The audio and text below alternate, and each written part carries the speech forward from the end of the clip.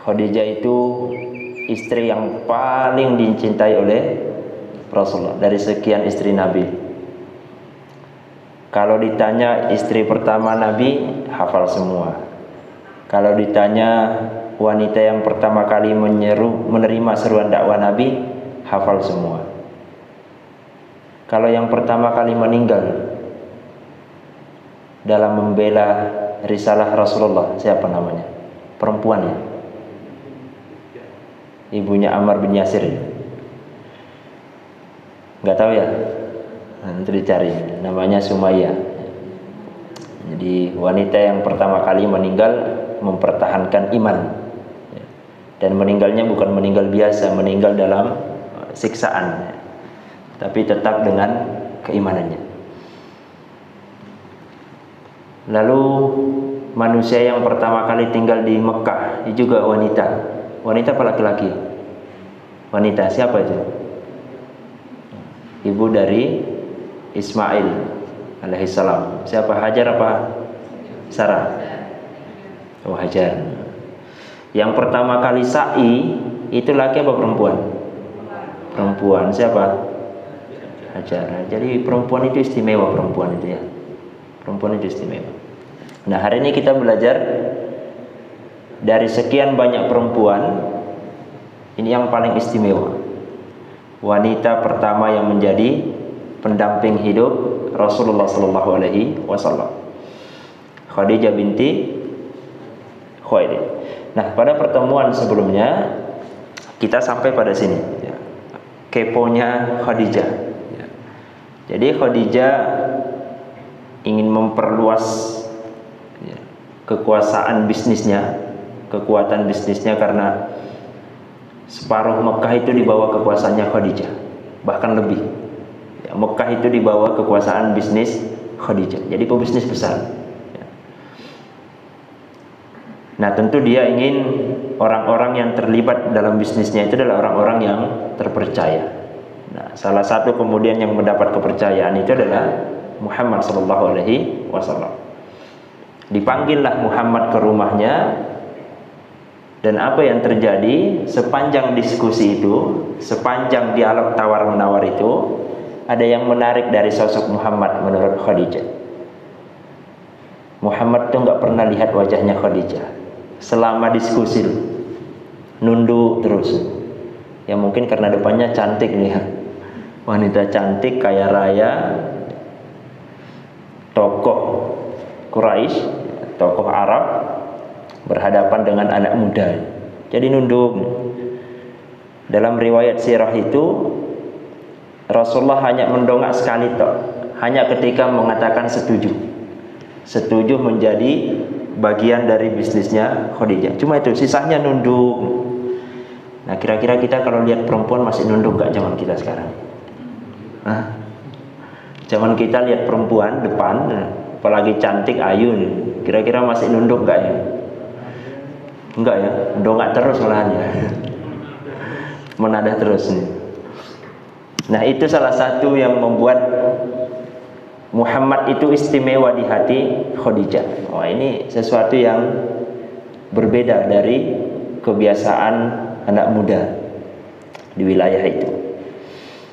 Nah, karena sudah setuju, lalu Rasulullah pulang menyampaikan ke pamannya, lalu disetujuilah bahwa Muhammad menjadi ketua rombongan ke Syam untuk mengantar bisnisnya ini. Tapi pada pertemuan sebelumnya kita menyampaikan bahwa karena keingintahuan Khadijah yang tinggi, maka perjalanan itu diberi pendamping. Pendampingnya siapa? Maisarah ya. Jadi tugasnya cuma selain mendampingi perdagangan, harus mempelajari setiap aktivitas yang dilakukan oleh Muhammad. Dan itu wajib dilaporkan kepada Khadijah setibanya kembali dari Syam. Dan benar, sepanjang jalan dipelajari, mulai dari berangkat sampai kembali lagi dipelajari. Bagaimana sih karakter Muhammad itu? Sosok Muhammad yang dikenal di kalangan Arab itu seperti apa? Dipelajari. Setibanya di Mekah, laporan si Maisarah, laporan. Bagaimana dan apa yang terjadi dengan bisnisnya selama di Syam. Satu, bisnisnya berlipat-lipat, keuntungannya berlipat.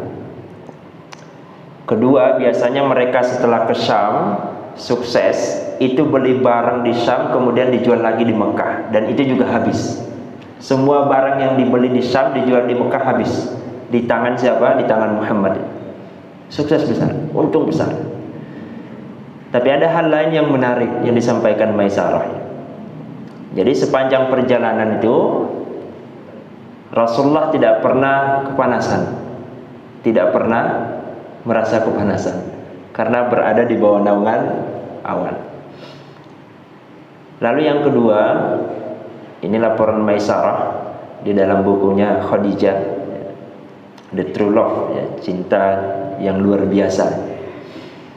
Ada sebuah peristiwa di mana seorang Nasrani melihat ketika Rasulullah sedang berteduh di bawah pohon, kemudian datang kepada Maisarah dan bertanya, siapa dia? Dia adalah salah satu anak muda yang disegani di suku Quraisy, tokoh di suku Quraisy.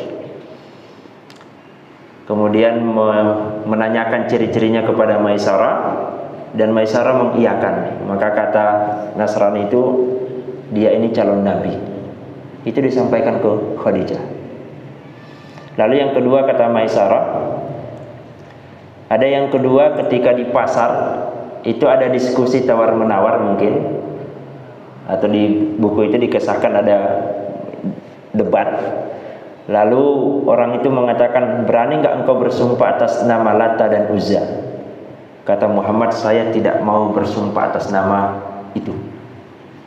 Itu semua disampaikan Maisarah kepada Khadijah.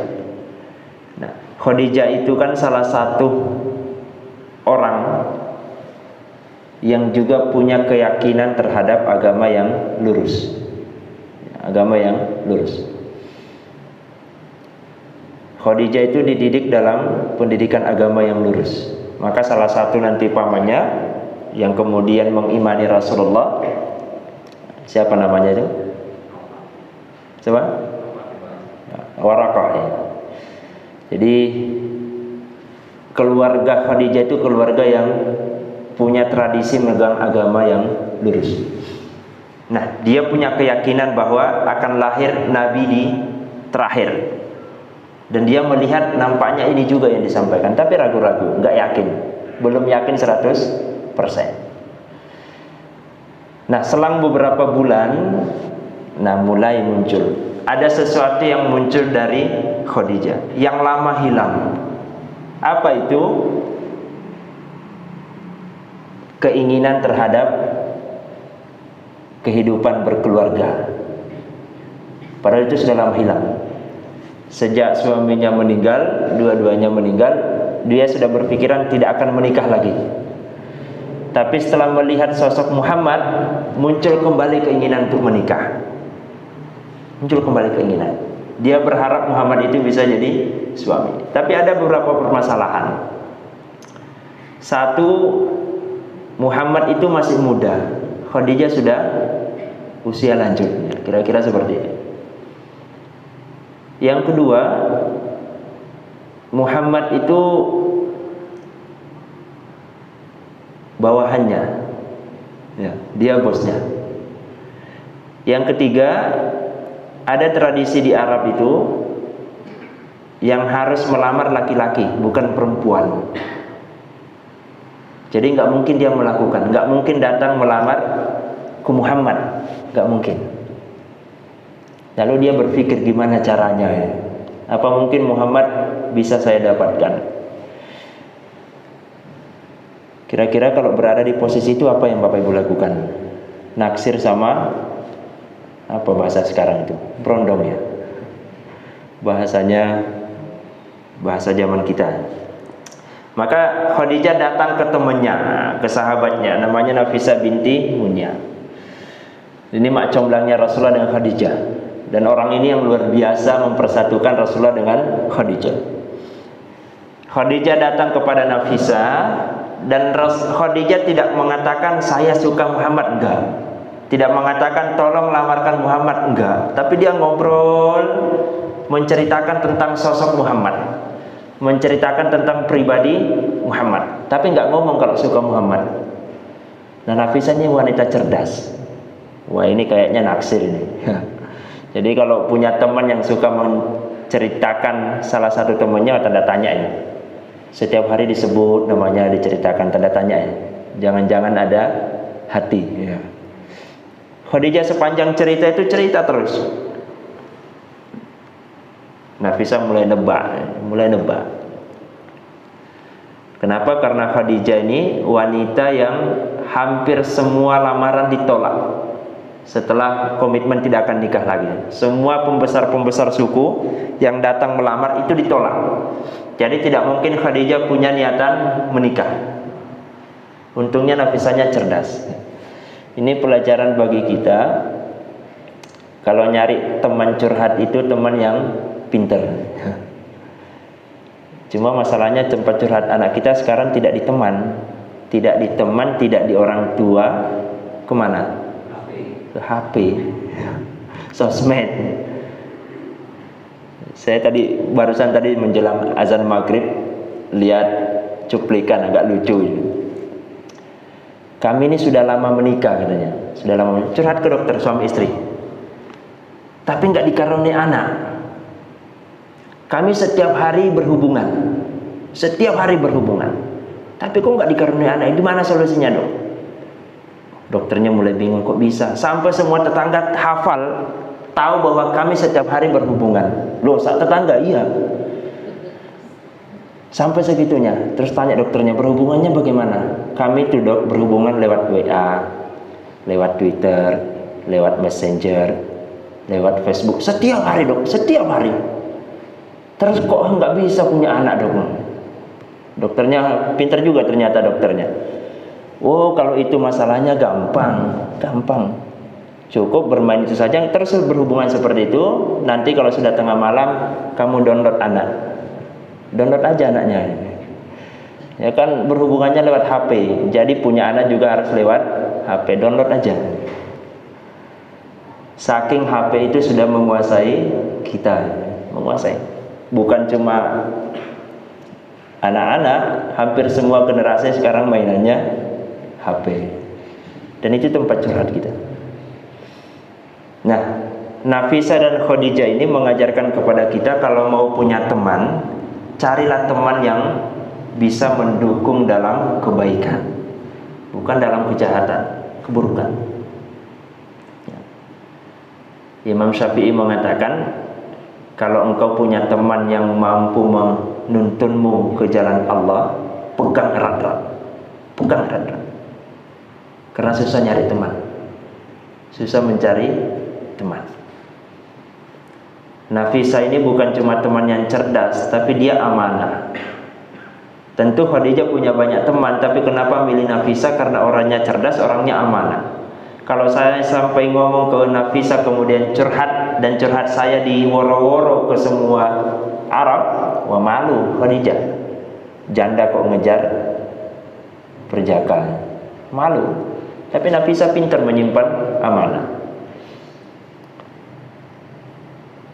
Selesai kemudian diskusi itu, ya, mudah-mudahan kita berharap kita yang hadir di sini tidak banyak curhat ke media sosial. Curhatnya kemana? Ke teman terdekat yang kita percaya, tentu punya ilmu dan amanah. Tapi tempat curhat terbaik tentu di hadapan Allah Subhanahu wa taala. Datang sujud, kemudian curhat ke hadapan Allah. Itu tempat curhat terbaik kita. Ya, gak usah curhat ke media sosial, karena media sosial tidak memberi solusi. Yang ada menambah masalah. Nah, Nafisah kemudian selesai diskusi itu mencari Muhammad. Nafisah ini termasuk masih bagian dari keluarga Rasulullah. Mencari Muhammad, ditemukanlah Muhammad di area Ka'bah. Ada yang mengatakan di rumahnya Abu Thalib. Lalu terjadi dialog yang menarik. Jadi Nafisa tidak langsung menyatakan kepada Muhammad bahwa engkau dilamar oleh Khadijah, enggak. Karena Nafisa juga was-was, ini kira-kira kalau langsung saya tanyakan terima apa enggak ya. Inilah wanita cerdas ini, enggak langsung. Beda sama mak comblang zaman sekarang, langsung kamu disukai si A, langsung, enggak panjang lebar. Nafisa enggak, banyak pertanyaan dulu. Nah, kita lihat dialognya Bapak Ibu yang dirahmati Allah. Ya Muhammad, sekarang engkau telah menjadi pemuda terhormat, terpandang, dewasa, tapi kok belum nikah ya? Nah, kira-kira gitu. Udah punya kedudukan, punya nama di masyarakat, orang terpandang, terhormat di kalangan Arab, tapi kok belum nikah ya? Kira-kira jawaban Rasulullah apa? Umurnya masih 25 tahun. Ada yang di sini nikah di usia 25 tahun? Ada? Kelewat? Lewat semua ya? Enggak ada? Oh ada. Saya dulu di pondok itu komitmen SMP, saya lupa kelas berapa SMP. Pokoknya saya harus nikah di usia 25. Alhamdulillah terwujud. Di usia 25 nikah. Itu inspirasi dari Nabi ya Mas. Sunnah. Kelewatan umurnya enggak masalah. Pokoknya nikah. Pokoknya nikah. Bagi yang apa? Bagi yang mampu. Tapi insya Allah semuanya dimampukan oleh Allah Subhanahu wa Ta'ala.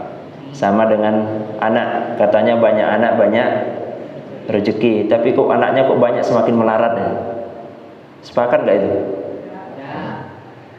Karena dia tidak memahami bahwa apa yang kita berikan ke anak itu bagian dari sedekah. Nyekolahin anak, bayarin anak, itu pahalanya akan ngalir terus. Beri anak makan, itu pahalanya ngalir terus. Beri anak pelajaran, anak pintar, itu pahalanya ngalir terus. Dan itu rezeki yang luar biasa. Tapi kalau dipandang dari sudut materi, oh melarat katanya. Ya. Tapi jangan dipandang dari sudut materi. Nah, jawaban Rasulullah, saya tidak punya apa-apa untuk menikah. Karena Rasulullah memang walaupun beliau terpandang, terhormat, tapi masih ikut ke pamannya. Masih ikut di pamannya. Siapa pamannya? Abu Thalib. Masih ikut. Walaupun beliau sudah punya usaha mendampingi pamannya.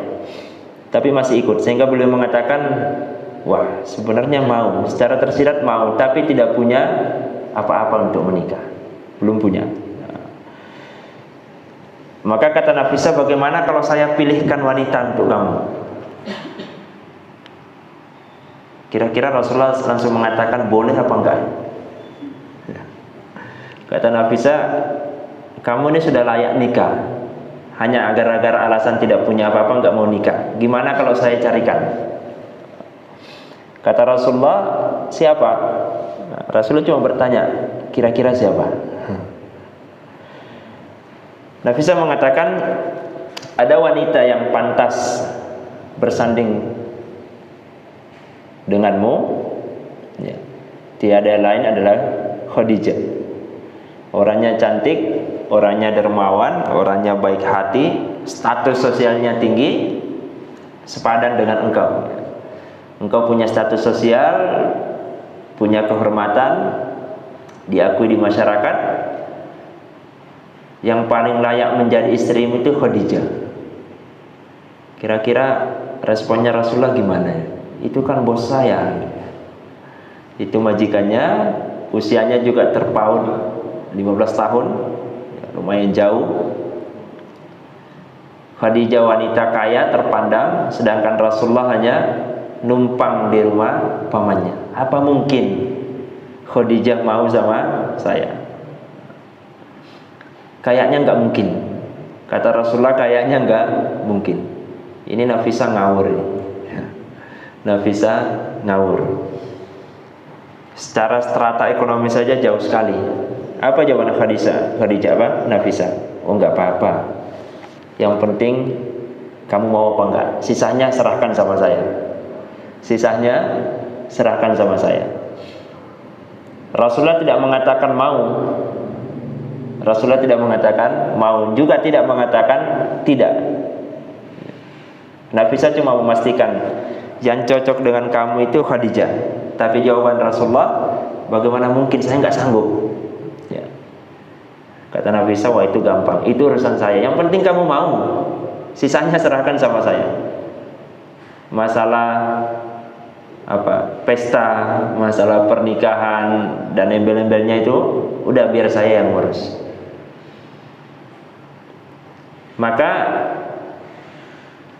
Rasulullah tidak mengiyakan, tidak juga menolak. Setelah itu Nafisah datang kepada Khadijah.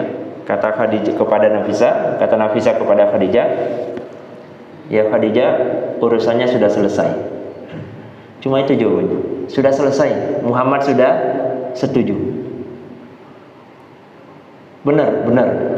Setelah itu Nafisah juga datang kepada Muhammad. Kata Nafisah, ya Muhammad, Khadijah sudah setuju. Jadi ke Khadijah dulu laporan, Muhammad sudah setuju. Setelah Khadijah merasa senang, Nafisah kembali kepada Muhammad, ya Muhammad, Khadijah sudah setuju. Bahagianya luar biasa ini. Ini mak comlan ini, yang bisa merahasiakan keinginan Khadijah. Tapi ada masalah. Masalahnya nggak mungkin Khadijah yang melamar, karena adatnya adalah yang melamar laki-laki. Dan itu kayaknya di Indonesia juga adat kita ya, yang melamar laki-laki. Kecuali beberapa daerah di Indonesia memang ada beberapa wilayah yang melamar itu perempuan. Tulungagung, perempuannya yang lamar Tulungagung ya, baru tahu saya.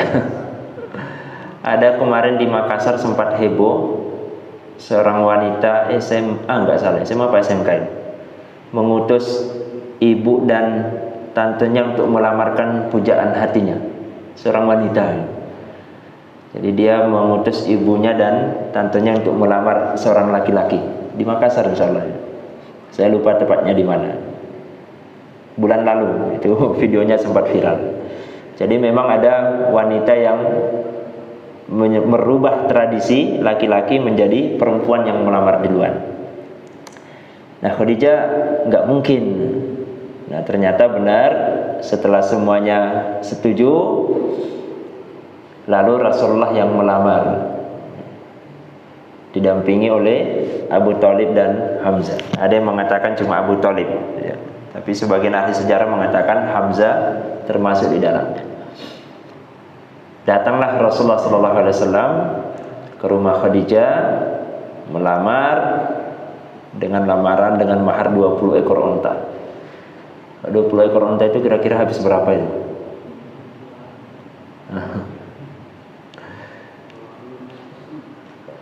Ini penting karena ada orang-orang yang beranggapan bahwa Rasulullah menikahi Khadijah itu karena ngincer hartanya.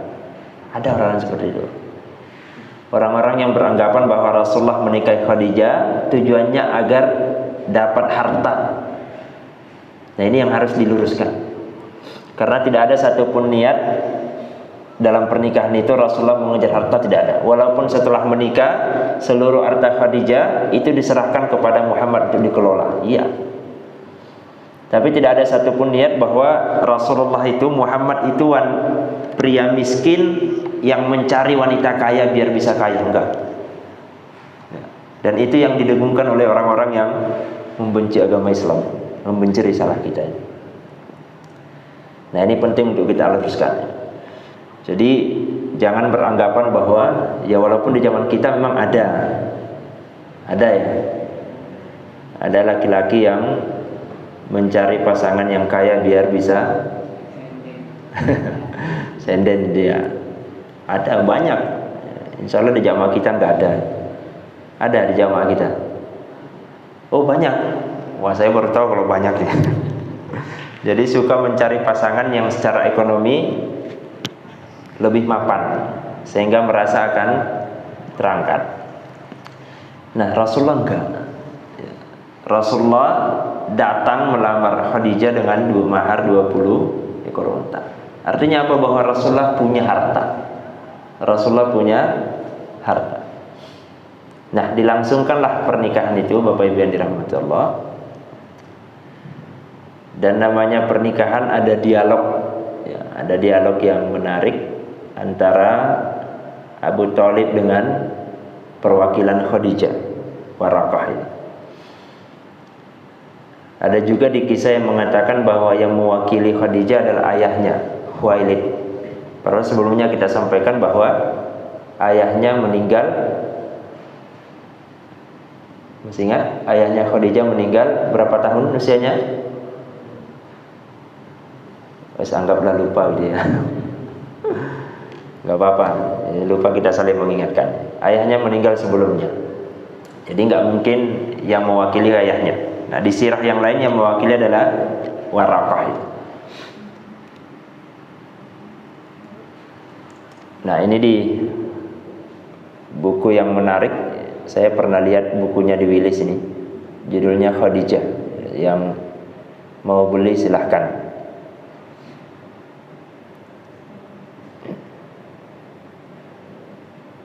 Dialognya ada di halaman 21 misal.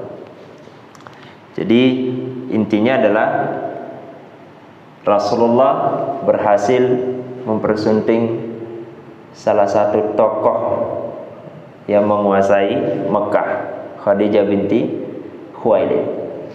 Dan dari pernikahan itu, Bapak Ibu yang dirahmati Allah, kira-kira ada yang cemburu nggak? Oh, banyak yang cemburu, karena banyak yang senang dengan Muhammad, dan yang laki-laki banyak yang senang dengan Khadijah, banyak yang cemburu. Tapi semuanya hilang setelah melihat pernikahan kedua sosok yang luar biasa itu. Sosok yang istimewa di mata Arab, di mata tokoh-tokoh Arab Quraisy. Keduanya tokoh yang luar biasa. Jadi memang cocok, pantas untuk kemudian bersanding. Nah, setelah pernikahan berlangsung, ada sesuatu yang membuat Khadijah gelisah. Kira-kira apa ya? Apa yang membuat seorang istri setelah pernikahan, ya, apa? Keturunan. Khadijah tidak hamil. Jadi sesuatu yang sangat menakutkan bagi seorang istri, itu tidak bisa memberi keturunan pada suami. Khadijah juga gitu, nggak langsung hamil. Usianya kan terpaut jauh, 25 dengan 40. Apa masih mungkin? Mungkin, ya pasti mungkin, karena kita tahunya Khadijah punya anak, ya pasti mungkin. Seandainya nggak tahu, pasti nggak mungkin ya. Jadi tahun pertama berlalu, belum ada tanda-tanda kehamilan. 2 tahun berlalu, belum ada. Gelisah nih istri.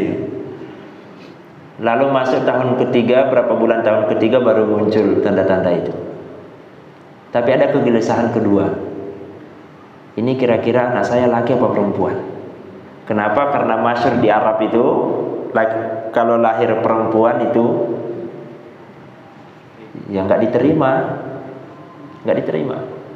Bahkan kita masyhur di kisah Umar yang mengubur anaknya hidup-hidup karena anaknya perempuan. Khadijah takut, kalau saya melahirkan anak perempuan ini gimana nih? Kira-kira respon suami saya bagaimana? Ternyata setelah proses hamil itu, lalu melahirkan seorang putra. Bahagianya luar biasa, karena yang lahir pertama adalah laki-laki. Siapa putra Nabi Muhammad yang laki-laki? Yang pertama namanya Qasim. Maka beliau juga dikenal dengan Abdul Qasim. Namanya Qasim. Lahir. Oh, Khadijah senang. Rasulullah juga senang karena ada penerus. Sama dengan kita kalau punya anak laki-laki seakan-akan penerus. Padahal perempuan juga penerus, sama saja gitu. Bahagianya luar biasa. Selang kurang lebih berapa tahun, Khadijah kemudian hamil lagi, sama kasusnya. Ini laki apa perempuan? Ternyata yang lahir perempuan. Zainab ini yang lahir perempuan.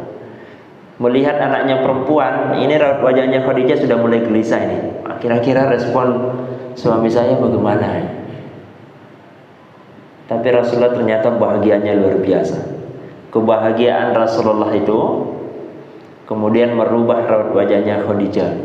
Suaminya ini suami yang istimewa, tidak pilih-pilih mau anaknya laki, mau anaknya perempuan, pokoknya bisa memberikan anak. Itu bahagianya luar biasa. Tapi ada yang menyedihkan, Bapak Ibu yang dirahmati Allah. Ketika Qasim itu sudah mulai lucu-lucunya, lagi lucu-lucu, belajar jalan. Kalau mulai jalan itu usia berapa ya? Ya, setengah tahunan ya. Udah mulai belajar jalan, ternyata dipanggil oleh Allah Subhanahu wa taala. Itu sedihnya luar biasa. Harapan seorang orang tua kepada anak laki-laki. Khadijah itu ketika melihat Qasim main, itu sudah berpikir, wah ini penerus bisnis saya ya. Penerus bisnis. Oh, sedang bermain asik. Ini jadi tokoh nanti di Arab nih. Ternyata meninggal. Di usia masih lucu-lucunya.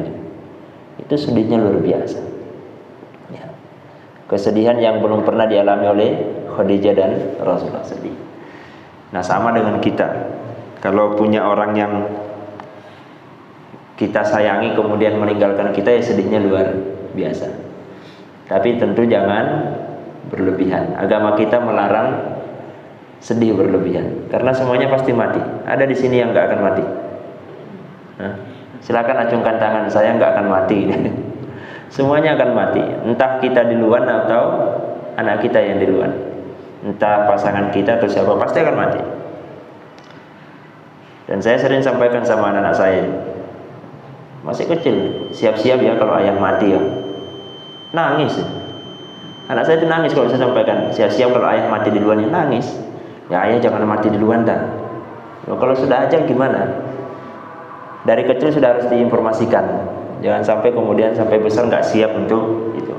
Entah ayah duluan, entah ada duluan, kakak duluan, bunda duluan, semuanya harus siap. Nah, itu harus disampaikan. Mudah-mudahan ini pelajaran bagi kita. Yang pertama tadi, carilah teman yang baik ya. Berteman dengan teman yang baik, teman yang mengajak kita kepada ketaatan. Teman itu akan memberi syafaat kita di hari kiamat nanti. Teman yang baik itu bisa memberi syafaat. Jadi carilah teman yang baik. Insyaallah jamaah kita berteman dengan teman-teman yang terbaik. Baik Bapak Ibu yang dirahmati Allah, mudah-mudahan ada kesempatan hidup lagi sampai pertemuan berikutnya, dan kita berharap kita dipertemukan dengan bulan suci Ramadan. Kita akhiri dengan istighfar dan kafaratul majlis. Astaghfirullahaladzim, subhanakallahumma bihamdik, asyhadu an la ilaha illa anta, astaghfiruka wa atubu ilaik. Assalamualaikum warahmatullahi wabarakatuh.